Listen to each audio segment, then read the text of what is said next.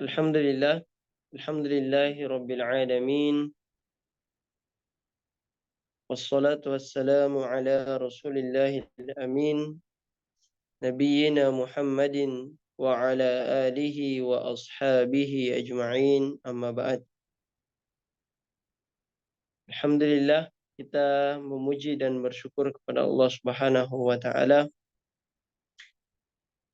pada pagi hari ini kembali kita melanjutkan program Quran Day yang rutin kita laksanakan setiap hari Ahad, ya, dimulai dari pukul 6.00 waktu Indonesia Tengah sampai dengan selesai.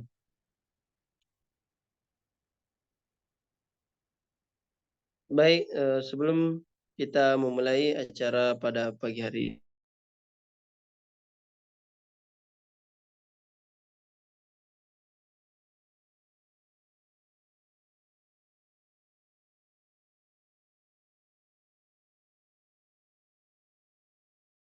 ya, mengkondisikan tempat untuk kita mengikuti acara Quran Day ini.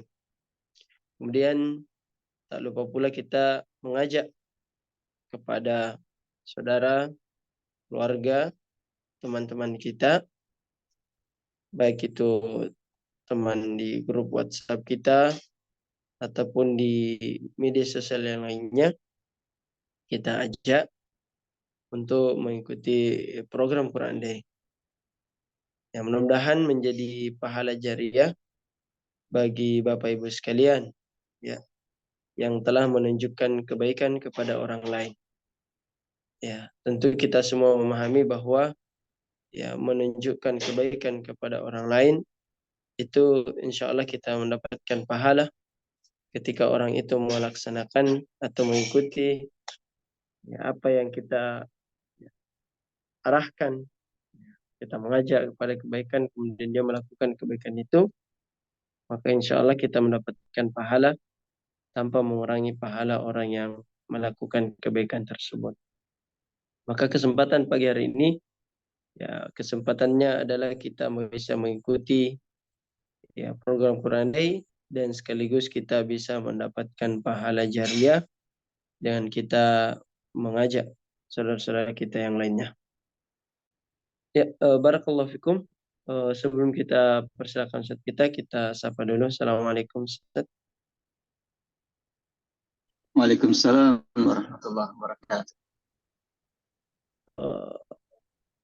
Bagaimana kabar? Alhamdulillah bikhair. Gimana suaranya? Alhamdulillah Ustaz, bagus suaranya. Jelas ya? Iya. Terputus.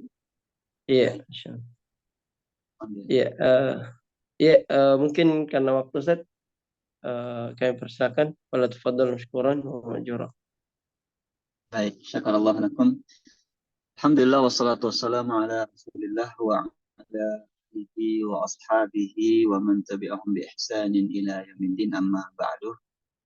Tuan dan akhwat para peserta Quran Day pada hari ini, alhamdulillah kita banyak memuji Allah Subhanahu wa taala, bersyukur padanya atas segala nikmat yang terus diberikan kepada kita. Nikmat rasa aman ini semakin besar dan kita rasakan nikmatnya di hari-hari ini, di mana setelah gencatan senjata antara saudara-saudara kita mujahidin di Palestina dengan kaum Zionis Israel, kembali mereka memulai gempuran lagi kepada saudara-saudara kita. Mereka merasakan nikmat aman hanya beberapa hari saja, kemudian setelah itu kembali kondisi yang mencekam, yang tidak menentu, rasa khawatir senantiasa berada di sekitar mereka. Ketika kita menghayati, merenungi hal tersebut, begitu besar nikmat aman yang Allah Subhanahu wa taala berikan pada kita. Yang dengan nikmat aman ini, alhamdulillah kita bisa melakukan aktivitas kita, aktivitas ibadah kita, mencari nafkah kita, termasuk aktivitas kita sekarang ini melaksanakan kegiatan taklim. Kalau dalam kondisi yang tidak stabil, ya tentu kita sulit untuk melakukan kegiatan yang seperti ini. Kalau kita membayangkan saudara-saudara kita di sana, listrik yang di blokade, internet, dan banyak hal yang mereka butuhkan itu di stop dan dihalang-halangi. Ini kembali mengingatkan kita nikmat tersebut yang itu mendorong kita untuk selalu bersyukur pada Allah Subhanahu wa taala yang sebagaimana firman Allah Subhanahu wa taala dan janjinya, wa qauluhu al-haq, janji Allah Subhanahu wa taala itu benar dan juga pasti. La in syakartum la azidannakum, jika kalian bersyukur maka niscaya aku, kata Allah Subhanahu wa taala, akan menambahkan nikmat tersebut. Dan bentuk kita mensyukuri nikmat aman ini adalah dengan memanfaatkannya sebaik-baik mungkin untuk mendekatkan diri pada Allah Subhanahu wa taala sebelum hilangnya nikmat tersebut. Dan akhwat yang dimuliakan oleh Allah Subhanahu wa taala, dan tafsir dan tadabbur kita dalam surat Al-A'la, surat Al-Ghasyiyah. Kita sudah menyebutkan beberapa ayat dari surat Al-Ghasyiyah sampai kepada ayat yang ke-16, menceritakan bagaimana kondisi manusia di akhirat kelak, di mana mereka terbagi menjadi dua kelompok. Yang pertama adalah orang-orang yang memiliki wajah yang gelap, di mana di dunia mereka amilatun nasibah,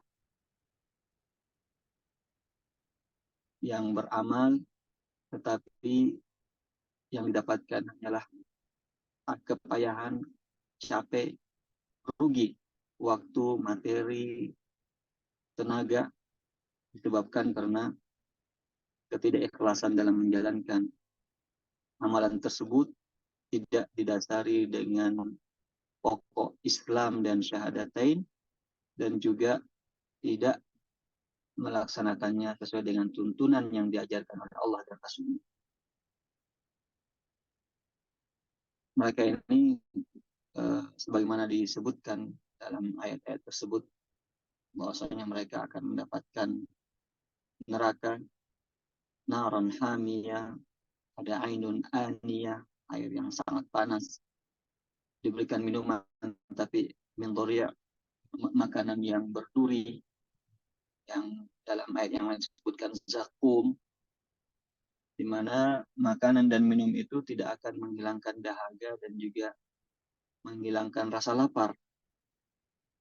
Lalu kelompok yang kedua adalah yang memiliki wajah yang na'imah, yang berseri-seri, yang bercahaya, disebabkan karena amalan-amalan yang mereka lakukan adalah amalan yang radiyah, yang diridhai oleh Allah Subhanahu wa taala, yang baik sesuai dengan tuntunan Rasulullah, didasari atas keikhlasan pada Allah Subhanahu wa taala semata. Maka mereka akan menempati jannatin 'aliyah, di mana di dalamnya begitu banyak kenikmatan, ainun jariyah, sururun marfu'ah, akwabun mawdu'ah, namarik masfufah, zarabiyu mabthutha. Kenikmatan yang begitu tinggi dan besar yang Allah Subhanahu wa taala siapkan bagi mereka, kelompok yang kedua ini. Lalu Allah Subhanahu wa taala mengajak kita untuk merenungi makhluk-makhluknya yang melalui renungan-renungan tersebut kita akan sampai kepada keagungan Allah Subhanahu wa taala yang konsekuensinya kita hanya menghamba kepadanya, tunduk dan patuh terhadap perintah. Allah Subhanahu wa taala berfirman, "A'udzubillahi minasyaitonir rajim, afala yanzuruna ilal ibli kaifa khuliqat." Apakah mereka tidak memperhatikan al-ibil, yaitu onta yang Allah Subhanahu wa taala ciptakan? Dan ayat ini ya kita ketahui turun di tengah-tengah Rasulullah SAW dan para sahabatnya dan orang-orang penduduk Mekah pada saat itu. Allah Subhanahu wa taala tidak mengambil perumpamaan-perumpamaan yang lain, misalnya ayam kan, atau sapi, atau ya hewan-hewan yang lainnya. Dipilih al-ibil atau unta ini karena di saat itu unta adalah merupakan di antara makhluk yang sangat dekat dengan mereka, berada di sekitar mereka. Bagaimana Allah Subhanahu wa taala menciptakannya? Ini kalau kita lihat bagaimana penjelasan ulama-ulama kita yang menyebutkan tentang penciptaan unta ini sangat luar biasa dan menakjubkan. Bagaimana Allah Subhanahu wa taala menciptakan bentuk tubuhnya, lehernya yang panjang, kemudian bulu matanya, bahkan sampai posisi hidungnya dan seterusnya. Ini semuanya tidak diciptakan begitu saja. Allah Subhanahu wa taala, fatabarakallahu ahsanul khaliqin. Maksudnya Allah Subhanahu wa taala ya yang merupakan pencipta yang terbaik. Ya, mungkin kita tidak perlu panjang lebar yang menyebutkan tentang keindahan-keindahan atau ke hal-hal yang menakjubkan dalam ciptaan unta ini. Bisa kita lihat bagaimana penjelasan para ulama kita dalam hal ini. Tetapi yang pelajaran yang bisa kita ambil di sini adalah demikianlah seorang dai, seorang pendidik ketika mendidik, mengajarkan para mad'unya, anak-anaknya, didiknya, memberikan perumpamaan-perumpamaan. Allah SWT ingin memberikan perumpamaan ibil kaifa khuliqat, sama kaifa rufi'at, wal jibal kaifa nusibat, wal ardi kaifa sutihat. Hal-hal yang dekat dari mereka untuk mendekatkan pemahaman apa yang ingin kita sampaikan pada mereka. Jadi kita tidak mencari hal-hal yang jauh yang mungkin di luar nalar mereka, atau hal-hal yang mereka mungkin belum tidak familiar di kalangan mereka. Kita lihat yang terdekat. Nah, kita melihat bagaimana Rasulullah SAW senantiasa memanfaatkan momen-momen yang seperti ini memberikan perumpamaan. Rasulullah SAW melewati bangkai anak kambing di jalan bersama dengan para sahabatnya, lalu Rasulullah SAW kemudian memanfaatkan momen ini. Tidak dibiarkan lewat begitu saja, dimanfaatkan. Rasulullah mengatakan, bagaimana menurut kalian kalau anak kambing bangkai ini dihadiahkan pada kita?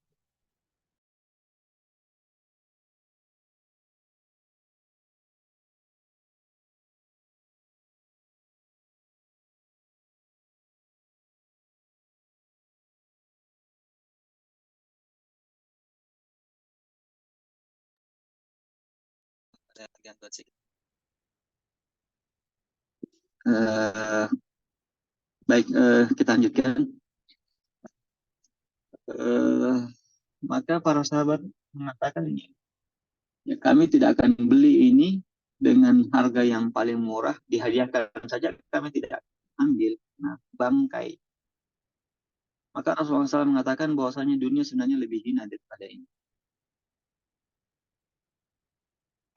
Eh, Ya begitulah ketika melewati sesuatu yang mungkin perlu untuk kita komentari, kita ambil pelajaran, kita lakukan hal tersebut dan ini lebih mengena.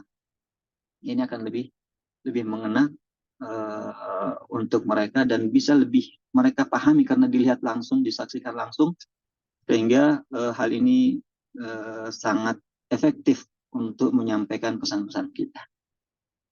Nah, bagaimana unta ini diciptakan yang begitu luar biasa, yang sampai kapal padang pasir bisa berjalan di atas padang pasir tanpa tenggelam,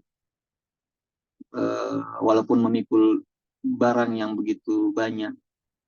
Kita diperintahkan untuk mengambil ibrah dan pelajaran. Wa ilas sama'i kaifa rufi'at. Dan kepada langit bagaimana Allah Subhanahu wa taala meninggikan langit tersebut. Ini juga sudah pernah kita sebutkan beberapa ayat dalam surah-surah sebelumnya. Bagaimana penciptaan langit ini yang luar biasa. Ghairi amadin tarawunaha, tidak memiliki tiang-tiang pasak, tidak begitu luas ya, dan tebal, tetapi tidak jatuh dan tetap kokoh di tempatnya. Allah Subhanahu wa taala memberikan juga lagi-lagi memberikan perumpamaan pada langit ini yang sangat dekat pada kita. Mungkin banyak planet-planet lain di sana yang bisa dijadikan sebagai sebagai bahan untuk kita tadabbur, renungi, tapi langit ini yang paling dekat, yang paling kita lihat dan sangat luas. Wa ilal jibali kaifa nusibat. Bagaimana gunung-gunung yang Allah Subhanahu wa taala tancapkan yang dijadikan sebagai pasak bumi, di mana gunung-gunung ini ya, sebagaimana dalam ayat-ayat sebelumnya akan dilenyapkan, akan terbang di hari kemudian. Bagaimana Allah Subhanahu wa taala tancapkan bumi ini yang jika bumi ini lepas dari tempatnya maka akan menyebabkan bumi ini akan hilang keseimbangannya. Wa ilal ardi kaifa sutihat. Kepada bumi, ya, apakah kita memperhatikannya bagaimana Allah Subhanahu wa taala menjadikannya sebagai hamparan sehingga mudah bagi kita untuk berjalan di atasnya, melakukan aktivitas, mencari rezeki, bercocok tanam dan melakukan aktivitas-aktivitas yang lainnya di atas permukaan bumi yang datar ini. Maka fadzakir innama anta mudzakir. Maka berikanlah peringatan. Innama anta mudzakir. Engkau hanyalah sebagai pemberi peringatan. Nah, lagi-lagi mengingatkan kita sebagaimana dalam surat Al-A'la juga sebelumnya bahwasanya tugas kita adalah memberikan peringatan. Wa ma 'alaika illal balagul mubin. Sebagaimana firman Allah Subhanahu wa taala pada rasulnya dan juga pada umat rasulnya. Bahwasanya tugas kamu dan tugas kalian adalah al-balagul mubin. Memberikan penjelasan dengan sebaik-baiknya kepada manusia. Sisanya kita serahkan pada Allah Subhanahu wa taala.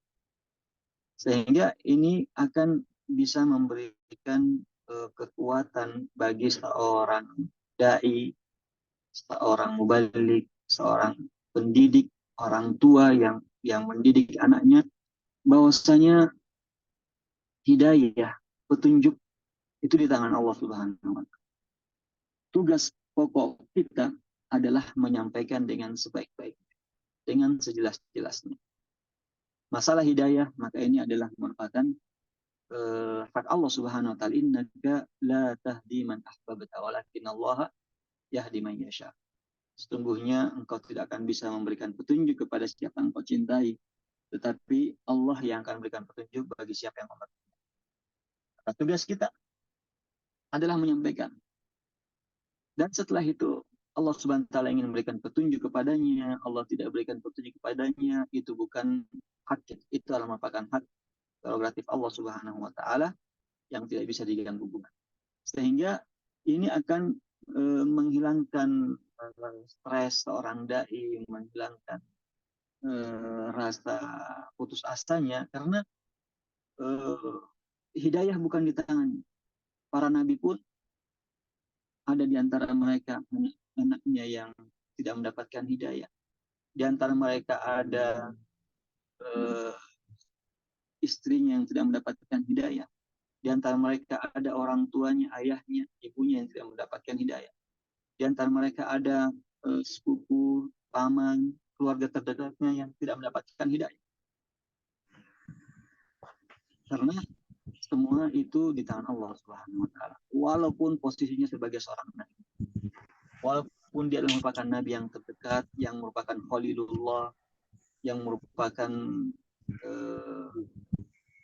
manusia terbaik, tapi hidayah di tangan Allah Subhanahu wa taala.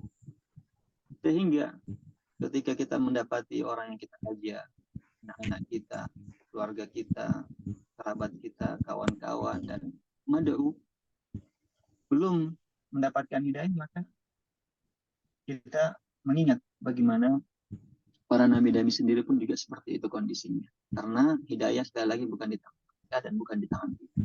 Hidayah berada dalam hak Allah Subhanahu wa taala. Namun yang untuk kita lakukan adalah fadzakir. Berikan peringatan. Sekali, dua kali, dan seterusnya. Innama anta mudzakir. Lasta alaihim bimusaytir. Lasta alaihim bimusaytir. Kamu bukanlah orang yang berkuasa padanya. Maksudnya kalian tidak bisa memaksakan seseorang untuk mendapatkan hidayah. Karena hidayah itu di tangan Allah Subhanahu wa taala. Namun ini tidak bisa menjadi alasan bagi seorang dai, seorang pendidik tua yang mengatakan sudahlah, nggak usah biar saja dia, yang penting sudah sampaikan, terserah mau ikut atau tidak. Ya, sebagaimana juga yang sebagian mengambil firman Allah Subhanahu wa taala, la ikraha fid din, tidak ada pemaksaan dalam agama. Ya, begitu juga ada yang mengambil firman Allah Subhanahu wa taala yang mengatakan bahwasanya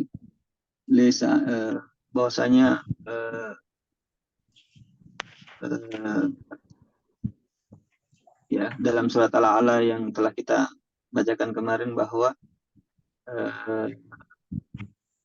tugas, ya, innama anta mudzakir, atau inna fa'ati dzikra, dzakir inna fa'ati dzikra, ya, tidak bisa dijadikan sebagai alasan juga untuk meninggalkan dakwah ini, dan juga tidak ada usaha-usaha untuk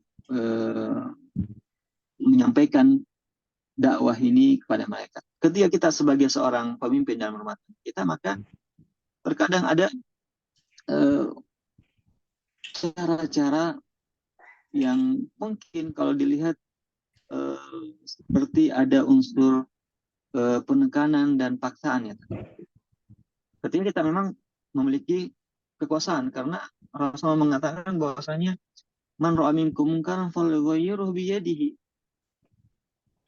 Falyughayyirhu biyadihi. Dingin. Dingin, Said. Dingin. Dingin, nak peluka dulu lah.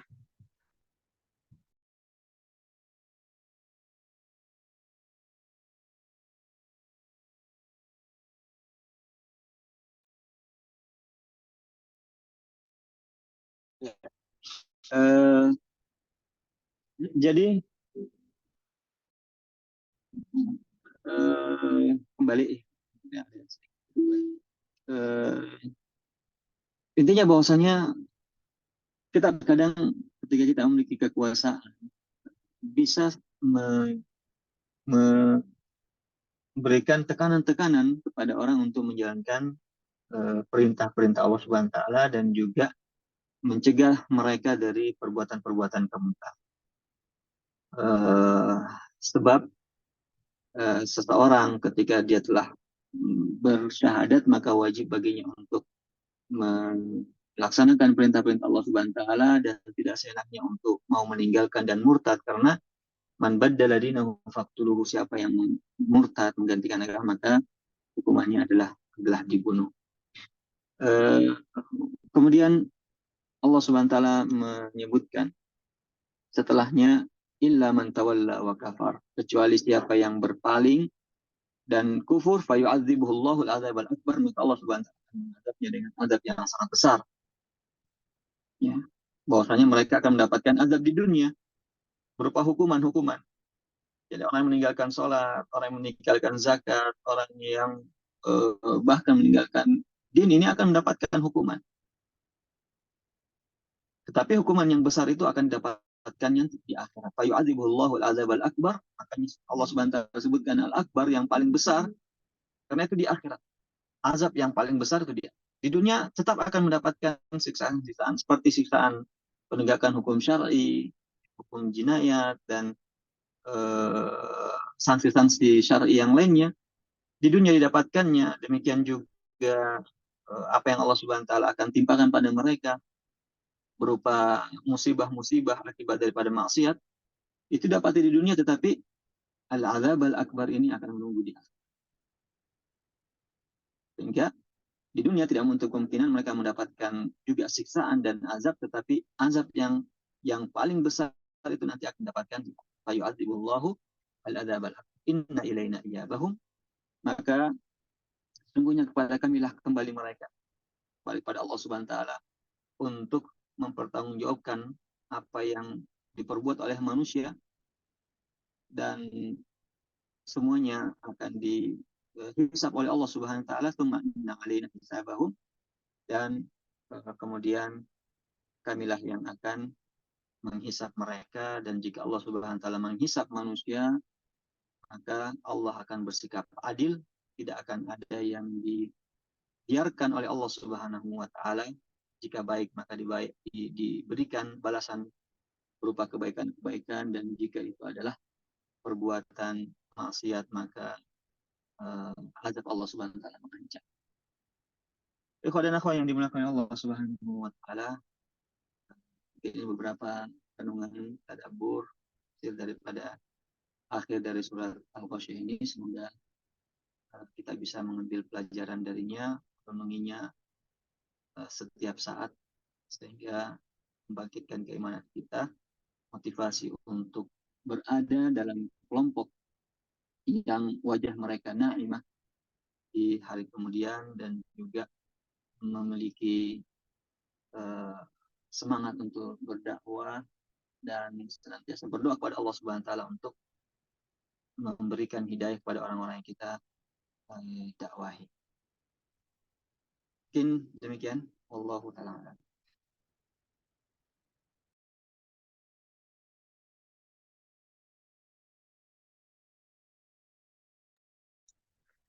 Baik, selanjutnya kami persilakan kepada seluruh peserta, Bapak Ibu sekalian yang ingin bertanya berkaitan dengan materi kita pada pagi hari ini, ataupun hal-hal yang umum yang ingin dikonsultasikan, ingin ditanyakan, pada saat kita bisa langsung raise hand dan atau mengetik via room chat. Ya, kami tunggu pertanyaan Bapak Ibu sekalian. Silakan yang ingin bertanya langsung bisa raise hand, dan yang ingin melalui via chat ya silakan diketik ya, di room chat kita. Ya.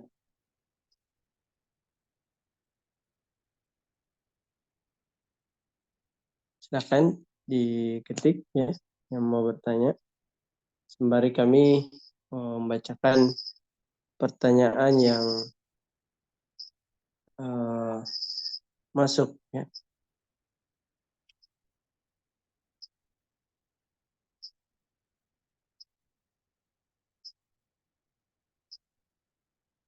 Ya baik, ini ada pertanyaan Ustaz.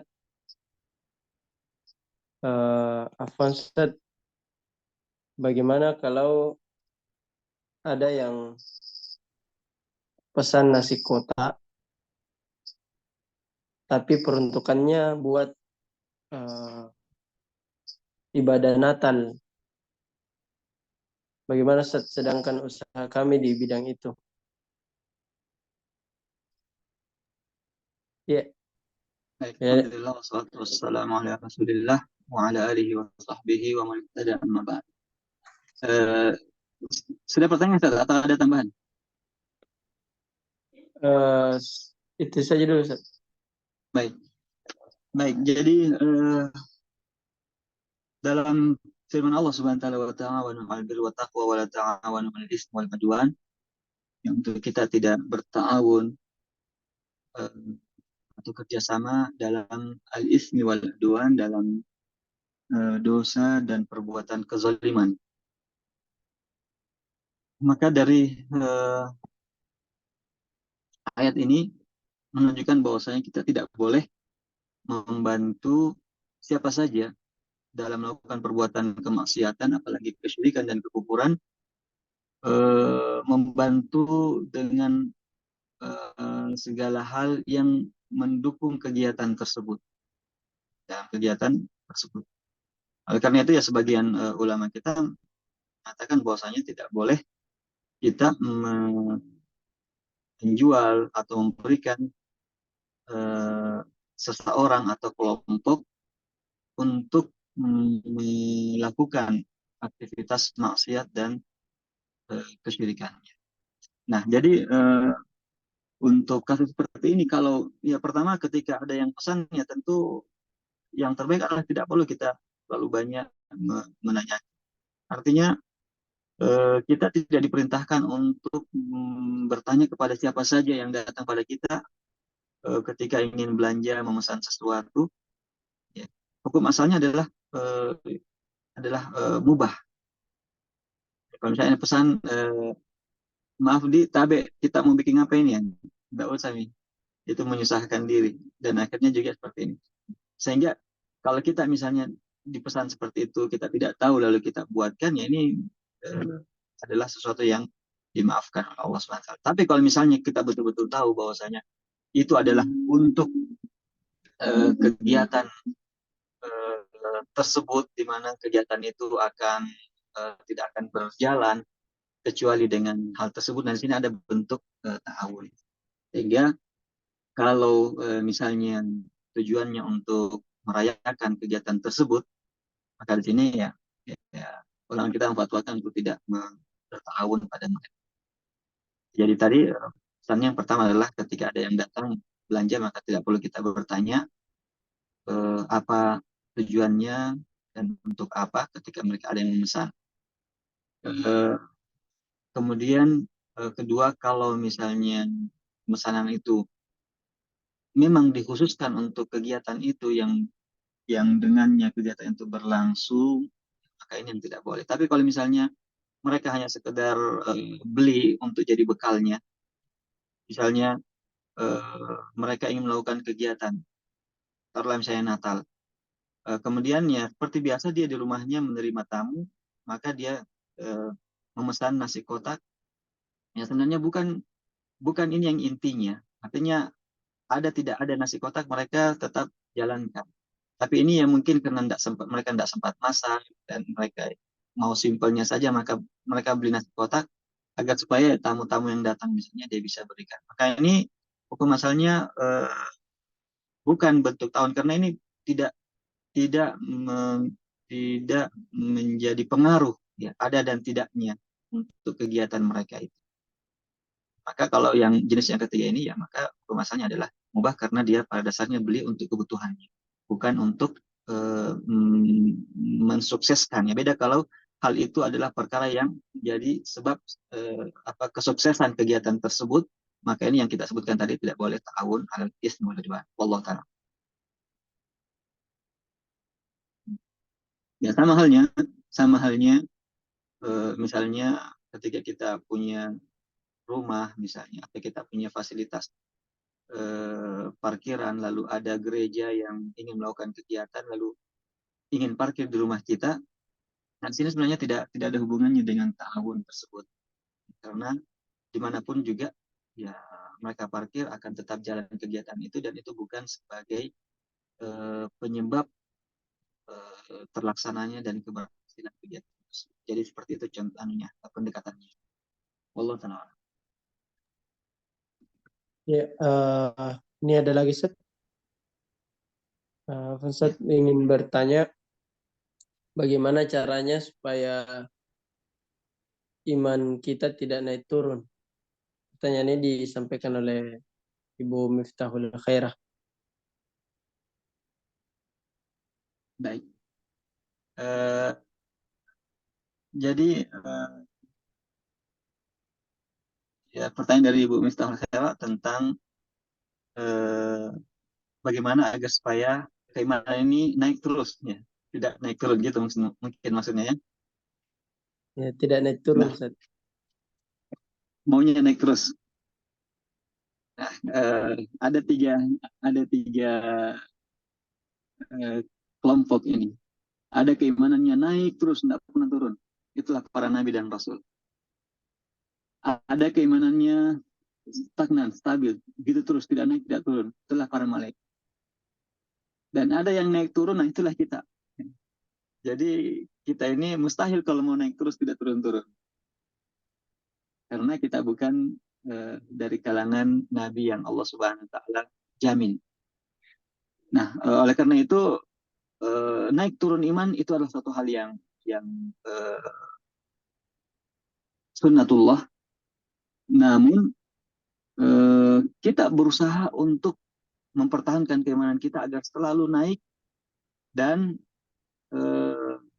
menghindari hal-hal yang bisa menyebabkan melemahnya keimanan.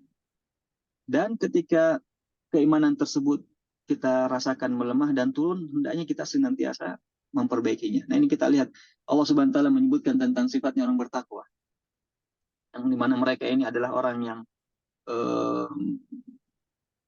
memasuki surga Allah Subhanahu wa taala yang seluas langit dan bumi. Allah Subhanahu wa taala menyebutkan alladzina yunfiquna fis sarra'i wal dharra'i wal kadhimina al ghaidha wal 'afina 'anil nas wallahu yuhibbul muhsinin walladzina idza fa'alu fahishatan aw zalamu anfusahum. Dan orang bertakwa ini mereka punya peluang, mereka pun juga melakukan perbuatan fahisyah dan kezaliman. Ya, sehingga menunjukkan bahwasanya orang bertakwa pun punya terkadang turun keimanannya, terkadang melemah keimanannya, tetapi idza fa'alu fahisyatan aw zalamu anfusahum dzakarullah. Bedanya orang-orang bertakwa ini ketika mereka terjatuh dalam kemaksiatan, mereka terjatuh dalam perbuatan kezaliman, mereka tidak hanyut, tidak larut di dalamnya, tapi cepat-cepat zakarullah. Mereka cepat mengingat pada Allah Subhanahu wa taala, fastaghfiru lidzunubihim. Lalu beristighfar pada Allah Subhanahu wa taala. Ketika terjatuh langsung sadar, mengingat pada Allah, istighfar, maka keimanannya akan kembali. Jadi seperti itu. Bahwasanya berusaha untuk meningkatkan terus keimanan.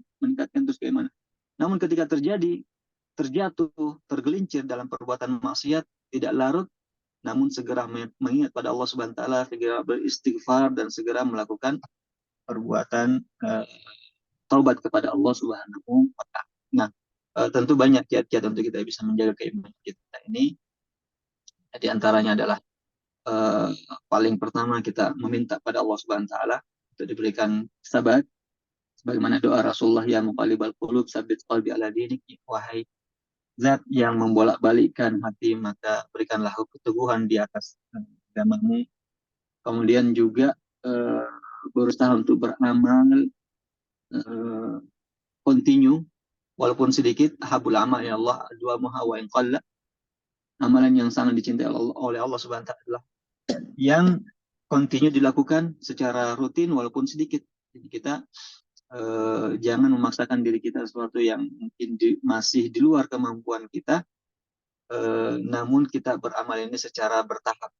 Ya, sedikit, yang penting rutin. Ya, yang penting kita bisa istiqomah. Maka ini akan bisa menjaga keimanan kita untuk bisa terus meningkat. Kemudian juga selalu berada di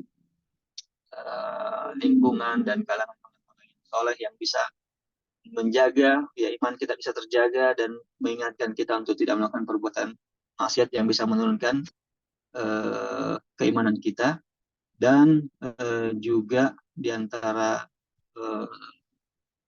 usaha-usahanya adalah kita senantiasa mentadaburi dan menghayati Al-Quran, karena ini adalah diantara perkara yang sangat efektif untuk meningkatkan keimanan kita.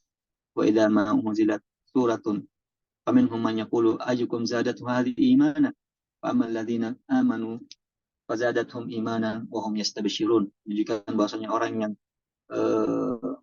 ketika turun Al-Quran, dia membacanya, dia mentadabburinya, ayatinya, maka inilah yang menambah keimanan mereka sebagaimana dalam ayat tersebut.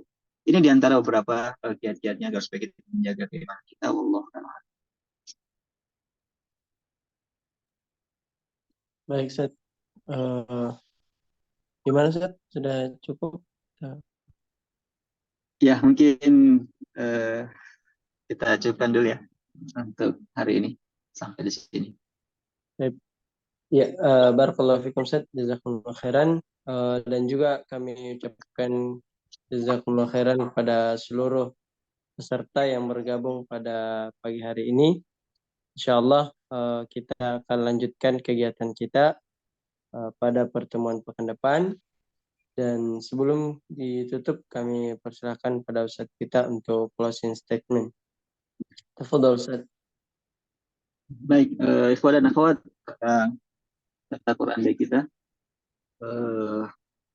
kita perlu untuk selalu merenungi ayat-ayat Al-Quran yang telah kita baca, yang kita pelajari, untuk bisa memberikan kita kekuatan dan pelajaran sehingga kita bisa menghadapi kehidupan kita ini dengan baik, menjalaninya dengan baik.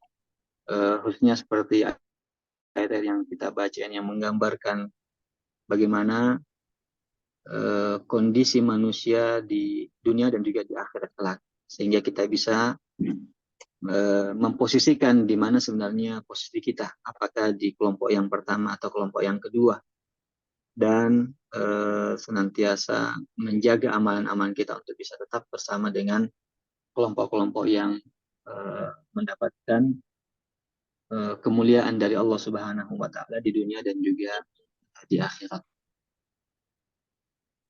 Nah,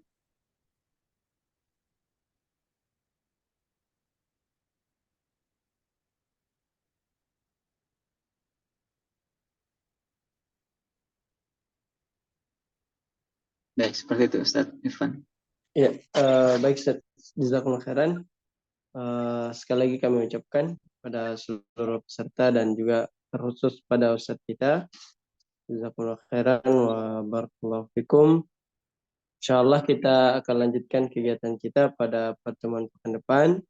Dan insyaallah setiap pekannya panitia akan selalu mengingatkan kepada seluruh peserta, mengirimkan link Room Quran Day setiap hari Ahad. Untuk itu kepada peserta yang belum bergabung di grup Quran Day, kami berharap Bapak Ibu sekalian bisa bergabung untuk memudahkan para panitia mengingatkan Bapak Ibu sekalian ketika waktu kita mengikuti program Quran Day ini. Demikian, jazakumullah khairan. Kita cukupkan dengan membaca doa kafaratul majelis. Subhanakallahumma wa bihamdika asyhadu an la ilaha illa anta astaghfiruka. Wassalamualaikum warahmatullahi wabarakatuh. Waalaikumsalam warahmatullahi wabarakatuh.